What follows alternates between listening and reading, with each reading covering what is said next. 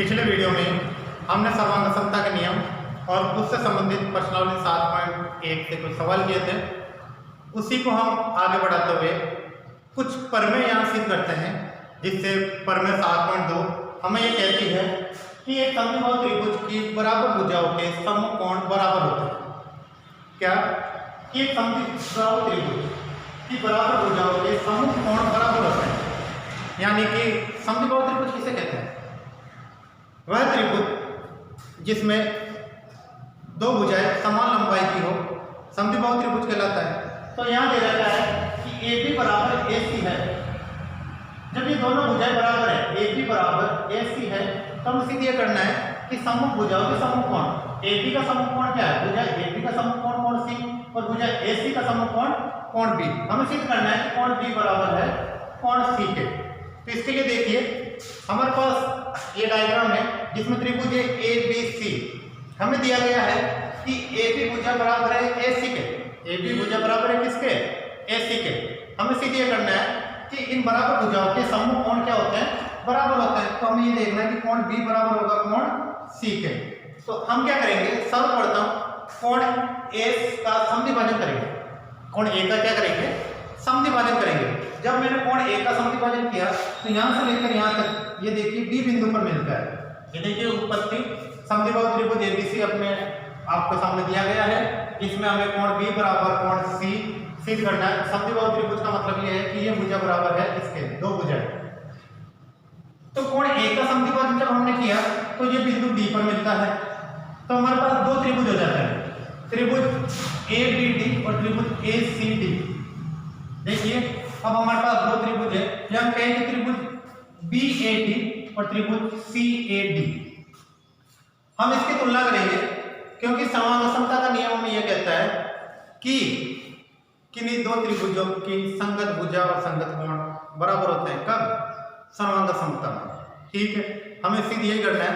तो सबसे पहला काम हमारा ये रहेगा कि हमारे पास दो त्रिभुज दे रखा है कि त्रिभुज BDA और त्रिभुज CDA। इनकी सर्वांग समता के नियम में हम देखते हैं कि सबसे पहला काम हमें दिया गया है कि AB बराबर है किसके? AC के। क्यों? समद्विबाहु त्रिभुज है, ये दे रखा है अपने को। क्यों? क्योंकि त्रिभुज की बराबर भुजाएं है, तो AB बराबर AC यहाँ डाल दिया हमने, दिया गया है। दूसरी बात, अब कोण BAD बराबर होगा ये वाला कोण BAD, ये वाला कोण बराबर होगा कोण CAD के, कोण CAD के। क्यों? रचना से, रचना हमने की है, क्या किया? कोण A से कोण A का हमने समद्विभाजन किया है जो बिंदु D पर मिलता है। तो समद्विभाजन का मतलब क्या हो गया? अगर ये कोण 60 डिग्री का है, मैं इसको समद्विभाजन कर दूं तो ये कितने कितने डिग्री का हो गया? 30-30 डिग्री, बराबर भागों में बढ़ गए। तो मैं ये कह सकता हूं कि कोण BAD बराबर होगा कोण CAD के। किससे? रचना से। आप नरेशन लिख दीजिए कि एग्जामिनर को जैसे पता चल जाए कि बच्चे ने क्या किया है, यहाँ से सीधा सटीक आप हमको मालूम पड़ जाता है कि रचना की है बच्चे ने और A से D तक समद्विभाजन किया, तो कोण A बराबर हो गया कोण A। ठीक है, तो BAD बराबर कोण CAD। दूसरी बात, त्रिभुज BAD और त्रिभुज CAD की बात करें तो ये दोनों त्रिभुजों में भुजा AD क्या है? उभयनिष्ठ है। भुजा AD क्या है? उभयनिष्ठ है, दोनों में काम आ रही है। तो ये देखिए AD बराबर AD उभयनिष्ठ है। अब देखिए भुजा कोण भुजा SAS, तो हम कह सकते हैं कि SAS के नियम से त्रिभुज ABD समसम होगा त्रिभुज CAD के। समसमता का नियम यहाँ लागू हो रहा है। भुजा कोण भुजा साइड एंगल साइड के नियम से हम कह सकते हैं कि त्रिभुज ABD समसम होगा त्रिभुज ACD के, या त्रिभुज BAD समसम होगा त्रिभुज CAD के। ठीक है, अब हमें ये देखना है कि कोण B बराबर क्या होगा? कोण C के।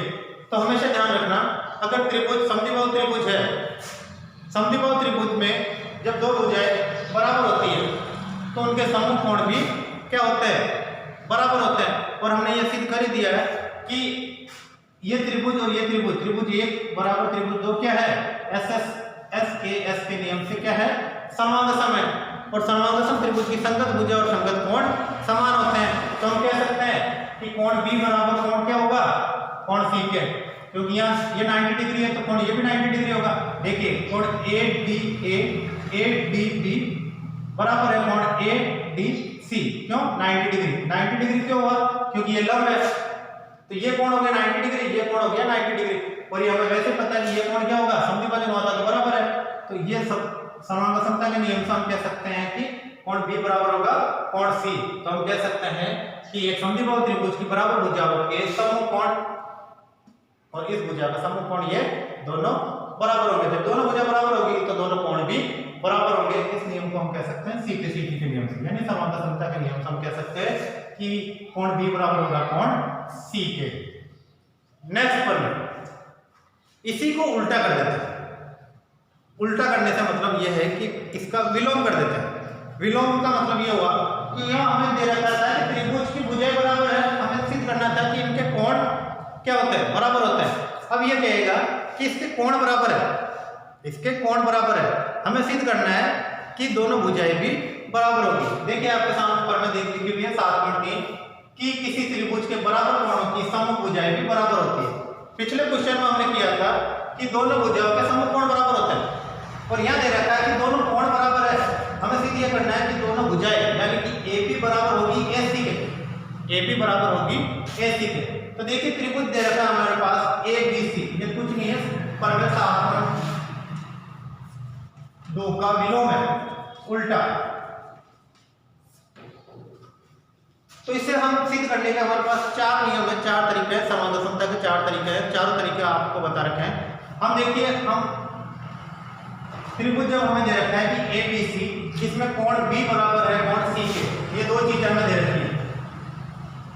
हम क्या करते हैं, कोण A का समद्विभाजन करते हैं।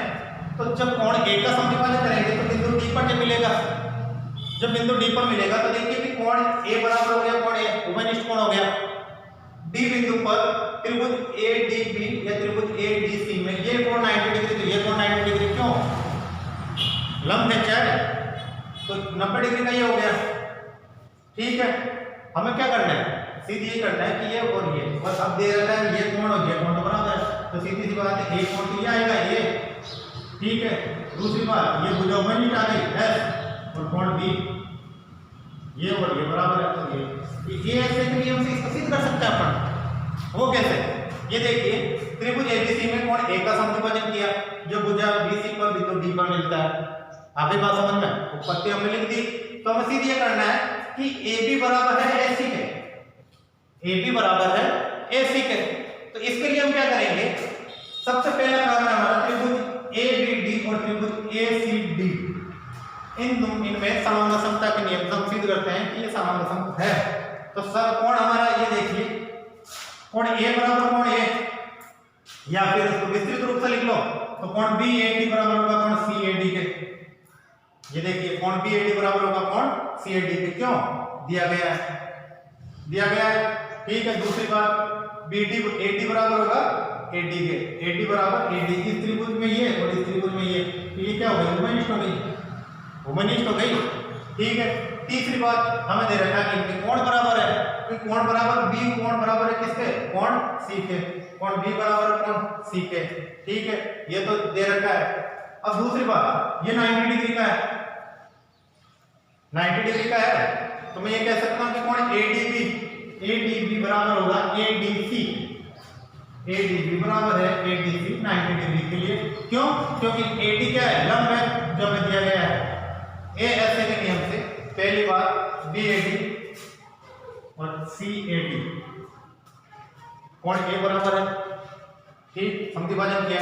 दूसरी बात AD और AD उभयनिष्ठ,